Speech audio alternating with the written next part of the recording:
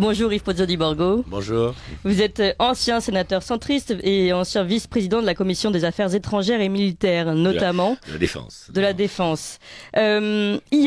Hier, en visite en Chine, Sergueï Lavrov, le ministre des Affaires étrangères russe, a appelé à un ordre mondial multipolaire.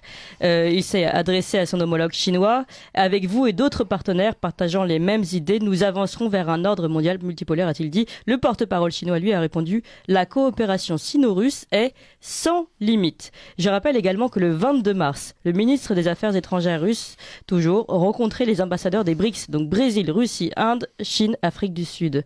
L'ordre multipolaire est-il vraiment en marche? Et est-ce que finalement l'Occident n'est pas déjà qu'un pôle parmi d'autres, contrairement à ce que on se laisse, l'impression qu'on se laisse avoir de cette hégémonie, notamment américaine, sur le reste du monde? En tant que sénateur, j'étais représentant du Sénat à l'Union internationale mondiale. Alors personne ne sait ce que c'est l'UIP, mais c'est en fait l'Assemblée mondiale de tous les parlements du monde. Et ma dernière réunion a eu lieu, c'était une assemblée générale de l'UIP, de cette Union parlementaire mondiale, a eu lieu à Dakar. Alors, vous savez, c'est comme une réunion parlementaire, c'est-à-dire que nous avions pendant 10 jours, nous avions les matins des commissions et le soir des séances plénières. Et il y a tous les parlements du monde. C'était à Dakar, au Bangladesh, c'était en avril 2017. Et j'avais été très surpris déjà à ce moment-là, que j'avais déjà ressenti dans cette assemblée parlementaire qui regroupe tous les parlements du monde, avec des parlementaires de tous les pays, de toutes des sénats et des assemblées de tous les pays. J'avais été très surpris de voir qu'il y avait déjà une coupure forte entre, d'un côté, le monde occidental, c'est-à-dire en fait l'Amérique, qui d'ailleurs ne venait plus à ces réunions-là, l'Europe, et puis le monde occidentalisé comme le Japon. C'est-à-dire à peu près 1 milliard 200 000 personnes. En gros, et le reste du monde qui était très unique entre eux, qui ne supportait plus ce monde. N'oubliez pas que ce monde avait été ce monde de la colonisation, ce monde qui n'arrêtait pas de donner des leçons, et c'est le monde occidental. Et là, j'ai senti une fracture, mais d'une force extraordinaire. Et cette guerre d'Ukraine que nous connaissons malheureusement, enfin qui a des conséquences énormes, je crois qu'elle est surtout le révélateur de cette fracture. Et tout ce que je dis là, j'étais très heureux d'entendre que Villepin, qui est quand même notre ancien Premier ministre, un des grands penseurs de notre réflexion internationale, dit la même chose. Lui, il dit, d'un côté, il y a les régimes démocratiques, de l'autre côté, les régimes autoritaires. C'est faux. Je ne suis pas sûr que le monde occidental soit un monde à démocratie, et je ne suis pas sûr que le monde de 7 milliards de personnes qui représentent vraiment actuellement la nouvelle force économique. Il faut bien comprendre que ce mur de Berlin, le nouveau mur de Berlin que nous installons entre l'Europe, les États-Unis et le reste du monde, eh bien, c'est cette fracture qui va en fait façonner le monde nouveau. Et il faut bien voir les rapports de force. Le rapport de force, que cette économie, il ne faut pas oublier que c'est la Chine. Il ne faut pas oublier que c'est l'Inde. Avec 5 milliards 400 millions de personnes, une économie qui devient de plus en plus puissante. Il ne faut pas oublier que, et ce qui est un truc extraordinaire, c'est que dans cette affaire, qui a condamné l'agression russe, qu'on continue à condamner, moi aussi je trouve que ça a été vraiment une erreur monumentale, parce que ce sont les populations ukrainiennes qui souffrent de tout cela. Mais qui a condamné? Essentiellement le monde occidental. Qui a mis des sanctions? C'est l'Europe, les États-Unis, l'Australie, la Nouvelle-Zélande, enfin tout le monde de l'OTAN, le monde atlantique. Le reste, regardez l'Afrique. Elle n'est plus dans la logique européenne. Vous avez la plupart des pays africains étaient plutôt dans une logique de soutenir la Russie. Regardez ce qui s'est passé, un truc extraordinaire, cette réunion des BRICS. Mais qu'est-ce que c'est les BRICS? Ça existe depuis longtemps. Et comme chaque fois, vous savez, du côté occidental, on les méprise un peu. Les BRICS, c'est quoi? C'est le Brésil, donc toute l'Amérique latine, une grande puissance économique. Les BRICS, c'est quoi? C'est l'Afrique du Sud, donc avec toute l'Afrique. Les BRICS, c'est quoi? C'est la Chine. Les BRICS, c'est quoi? C'est l'Inde. Et quand vous pensez que 2 pays comme le Pakistan et l'Inde, qui sont pratiquement en guerre, sont au moins unis face à l'Occident, vous vous rendez compte qu'il se passe quelque chose. Et je crois que dans cette affaire, l'Europe a été très maladroite. L'Europe a été d'une maladresse extraordinaire. Et les Français, je crois que le président Macron porte une responsabilité extraordinaire, parce qu'il avait du poids au sein de l'Union européenne, a été d'une maladresse extraordinaire de ne pas rester à l'écart de ce conflit, d'apparaître comme le garant ou l'arbitre qui pouvait cautionner, qui pouvait en fait cautionner des accords de paix qui sont d'ailleurs maintenant, qui sont plus du tout traités par l'Europe, mais qui sont traités en Turquie, par Israël, par la Turquie, mais pas du tout l'Europe. L'Europe est sortie du monde en se mettant dans les mains des Américains. Et je crois que là, ce que vous disiez au départ, il y a vraiment cette fracture économique, culturelle, sociale qui va s'accentuer. Alors moi je regrette et je préférais, si vous voulez, que d'abord on ait des changements en France et des changements en Europe pour qu'on comprenne qu'on n'est plus dans le giron des Américains, qui restent toujours nos alliés, personne ne conteste ce fait-là, mais qu'il y a un monde nouveau qui s'ouvre et que ce monde nouveau, les équipes, la Commission européenne de Bruxelles n'a pas su la saisir et notamment notre président français que l'on croyait un petit génie n'a rien compris à tout cela et n'a pas compris qu'un monde nouveau s'installait. Alors oui, c'est extrêmement intéressant. Je vous ai écouté chez André Berkoff récemment et vous disiez nous sommes les petits télégraphes des Américains. Donc je voudrais comprendre finalement, est-ce qu'il y a à votre sens une servitude volontaire aux Américains et pourquoi s'il y a servitude volontaire aux Américains? On a d'abord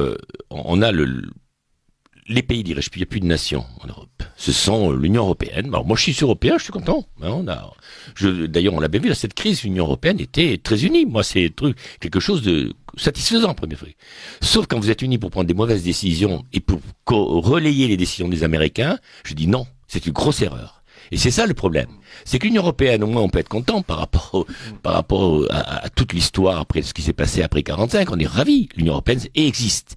Mais qu'est-ce qu'elle a fait? Elle s'est contentée de relayer les intérêts des Américains. Et il faut bien savoir, c'est tout le problème que l'on a.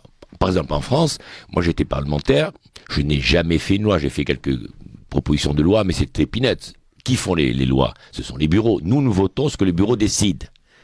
Eh bien, à Bruxelles, vous avez le Parlement européen comme la Commission européenne, qui en fait des directives, c'est-à-dire en fait qui sont nos lois, qui ont de plus en plus de pouvoir, qui sont en fait l'émanation des grands cabinets anglo-saxons qui irriguent complètement la réflexion bruxelloise. Là, on retombe sur l'affaire McKinsey. Mais bien sûr, on retombe sur l'affaire McKinsey. Et on voit très bien d'ailleurs, quand vous prenez simplement la Commission européenne, quand vous voyez Ursula von der Leyen, qui est la présidente, qui est complètement liée avec les Américains, quand vous voyez le PPE, qui a le parti créateur de l'Union européenne, c'est le parti de l'ancienne démocratie chrétienne, qui a créé en fait, qui a été, tous les pères fondateurs viennent du PPE.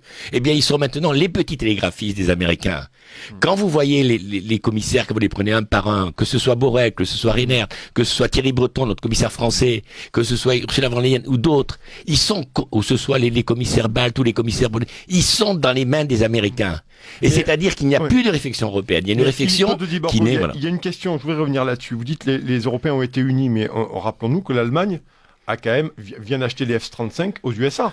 Et elle a arrêté les marches avec les F-16 notamment. Donc l'Allemagne est en train de se remilitariser grandement, sans pour autant faire affaire avec ses petits copains, ce petit partenaire européen. Et puis au début de la crise de la Covid, c'était chacun pour soi. Ceux qui pouvaient récupérer des masques, les récupérer pour eux. On n'était pas du tout dans la solidarité. Oui, mais en même temps, si vous voulez, ils ont quand même procéder à des achats communs, d'ailleurs ce que je regrette parce que là ça a été peut-être pas une bonne décision, des vaccins, notamment ces accords avec Pfizer. D'ailleurs on attend les textos encore, les Ursula von der Leyen. C'est extraordinaire. Mais oui, les textos et puis surtout l'enquête du journaliste roumain sur elle, qui est terrible, la corruption qu'il y a. Non, je crois. Alors le problème de la défense, c'est que c'est vrai que le problème de la défense, c'est un souhait depuis toujours. Moi, je me souviens quand j'étais sénateur, et puis surtout toute la pensée de mon parti, des démocrates chrétiens à l'époque, c'était de dire il doit y avoir deux piliers pour la défense européenne, le pilier européen, puis le pilier OTAN. C'était l'accord qu'on avait. Sauf que le pilier européen n'a pratiquement jamais existé.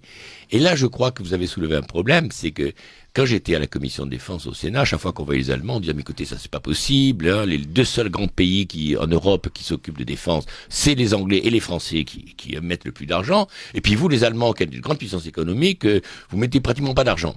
Et je me souviens un jour, on dit, bon, mais très bien, écoutez, on sait que vous nous reprochez, nous allons mettre 5 milliards d'euros. Ah, très bien. Alors nous, on pensait que c'était au moins 5 milliards par an. Oui. Non, 5 milliards sur 5 ans. Et puis là, se moquer du monde, parce que c'était se moquer du monde de la part des Allemands. Sous la pression d'ailleurs des Verts, hein, pas d'armes. Et puis là, subitement, je ne sais pas si vous avez vu il y a à peu près un mois, je crois, c'est ça, dès que le conflit a commencé, les Allemands ont décidé de mettre 100 milliards sur la table pour la défense. Bien sûr. Ce qui veut dire que d'abord, et parce qu'il faut savoir qu'on a découvert cela, ce qui veut dire qu'ils ne croient plus à l'OTAN, même s'ils continuent à acheter les Américains, parce qu'ils se rendent compte que les Américains se sont rendus compte dans cette guerre. Je vais vous raconter une histoire. Ma dernière réunion, j'espère que c'est pas trop confidentiel, mais ma dernière réunion avec Jean-Pierre Raffarin, nous étions le président de la Commission d'affaires étrangères et de la défense, nous étions à Moscou, donc à l'ambassade, nous avons vu le général qui suivait les problèmes, qui connaissait bien l'armée russe. Et à l'époque, si vous voulez, l'analyse qu'on a faite, c'est que le rapport de force OTAN-Russie était de 10 pour l'OTAN et 1 pour la Russie. Et la Russie qui a vu ça, c'était en 2017, a travaillé énormément pour avoir des missiles antimissiles, c'est-à-dire pour résister, si vous voulez, aux missiles qui menaçaient la Russie. Et qu'est-ce qu'on a constaté dans cette guerre? Et c'est là où je crois on ne s'est pas rendu compte de cela, c'est que les Russes ont 3 choses qui sont fortes. Les missiles hypersoniques que personne ne peut arrêter. Des systèmes de brouillage extraordinaires et surtout des systèmes antimissiles extraordinaires avec les S-500. Ce qui veut dire que tous les milliards que l'on a mis dans ce qu'on appelle les armées OTAN, les critères OTAN, c'est-à-dire l'armée américaine 700 milliards par an, l'armée française, les armées européennes, l'armée française 42 milliards par an, que tout cet argent pratiquement est parti en fumée. Parce qu'il suffit que je raconte ça, et alors je suis plus sénateur, je n'ai plus les informations comme avant, mais je suis tombé sur un de mes connaissances, un de mes collègues, un ancien collègue, qui est toujours collègue parlementaire de l'Assemblée nationale, dont je dis pas le nom, il est assez grand pour se reconnaître, qui est le spécialiste de ce problème-là. Et je l'ai vu, je lui ai dit, mais écoute, moi, ma première réaction quand j'ai vu ces missiles hypersoniques, je me suis dit, eh bien, tous les milliards de l'OTAN et tous les milliards européens qu'on a mis à la défense, ça part en fumée. Il m'a dit, t'as tout à fait raison. Et j'aurais aimé, ce qui me surprend, c'est que dans la campagne présidentielle, sur cette affaire de guerre qui est en Ukraine, on n'ait pas cette réflexion-là. Parce que ça veut dire qu'il faut changer tout. Quand vous pensez qu'actuellement, la grande force de l'OTAN, c'est les grands porte-avions, les 11 porte-avions américains, le porte-avions anglais, le porte-avions français, avec un porte-avions comme Charles de Gaulle qui est magnifique, c'est extraordinaire, moi j'ai vu, et qui va toujours avec tous ses bateaux.